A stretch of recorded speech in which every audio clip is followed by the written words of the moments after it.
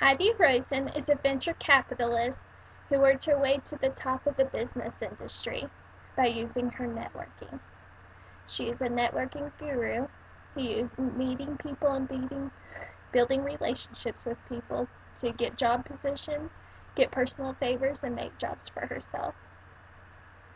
Though networking got her to where she is today, she did have strengths and weaknesses with her networking. Heidi Roizen did have numerous strengths that helped her in her networking. It was very diverse, so she had influence in many different companies and with a wide variety of people. She keeps it diverse by keeping in touch with a deep set of individual contacts as well as a broad set of contacts. Her networking also gave her opportunities to get promotions and superior jobs. For example, she got her first big job at Tandem by having a friend who worked there who was able to give her the phone number for the woman in charge of hiring. When she called the number, the manager was actually there and answered the phone for her. They ended up hitting it off great, and she was offered the job immediately. Later on, she was also able to ask the CEO of Tandem to write her a letter of recommendation for graduate school when she was trying to get in at Stanford. Her network was also strong enough to help her when she was pushed into a corner. She continuously found herself overwhelmed at different jobs. When she felt herself overwhelmed, she usually quit. When she quit, though, she was able to start new positions at different companies due to her connections at other companies as well. Her network was also very strong, and it helped her to make a job out of it as well.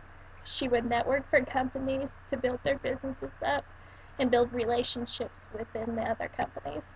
Her network was also a huge money saver. She didn't want any debt when she had decided to go into business with her brother. He had written a product called Tea Maker, which was short for Table Maker. She wanted to help him turn Tea Maker into not just a program, but a real company.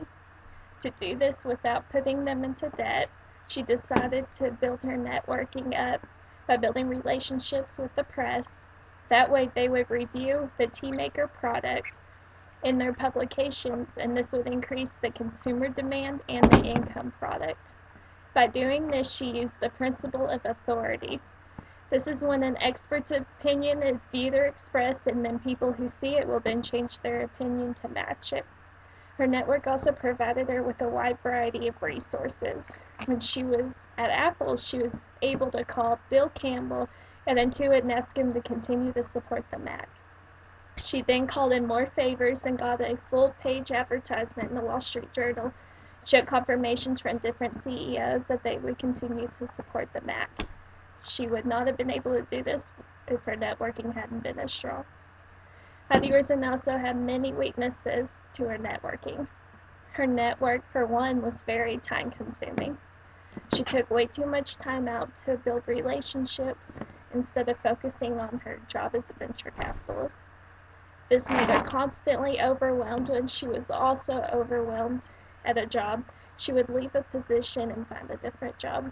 For example, when she was at Apple and was helping management refocus their strategy as well as managing her relations group, she got burned out and ended up leaving in 1997. She also built too many numerous and strong relationships with people who needed her way too often. For example, when she had a colleague call her during her career to help them find another job, she took time out of her job to go through her connections and her network to set them up with a position at a different company. Also, everyone in their network felt very comfortable asking to meet with her for advice and other connections, but she just didn't have the time. She would have to tell some people no, and she just couldn't do this without hurting her reputation and others in the end. Her last weakness was that she overused her network. Her production for her brother's Tea Maker product had actually become so large from publicizing it within her network that she wasn't able to keep up with production.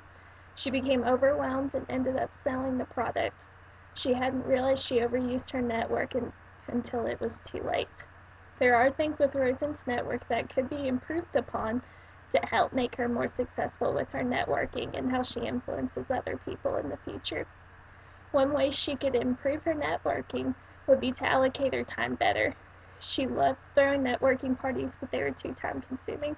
She was trying to help others by inviting a large magnitude of people to these events and giving them opportunities to make their own connections. Though she was trying to help others, she wasn't using her time efficiently.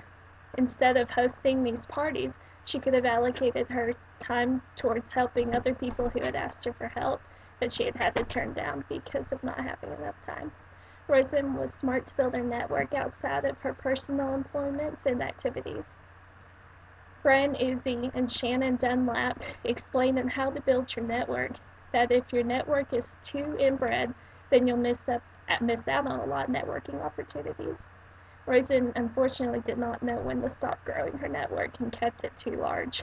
She couldn't handle the pressure of how large it had become and constantly had trouble finding that happy medium. Roizen needed to keep a smaller network and not stretch herself too thin. That way, if someone asked her for a favor, she would be able to help them and not turn them away. When people asked Roizen for a favor, she would only help set up a meeting for them if they could benefit whoever she was helping. Turning people down, especially for this reason, can hurt Roizen's reputation, influence people in a negative way, and make her sound like a matcher. In Adam Grant's book, Give and Take, we learn the importance of giving. Matchers are going to want everything equal, eye for an eye, and Roizen doesn't need to become that. In Give and Take, we see Adam Rifkin be an extreme giver, and it makes him more successful. He's willing to help anyone within his network that needs him. Roizen could benefit from doing the same. As she keeps her networking smaller and allocates her time better, she will be more successful in the future.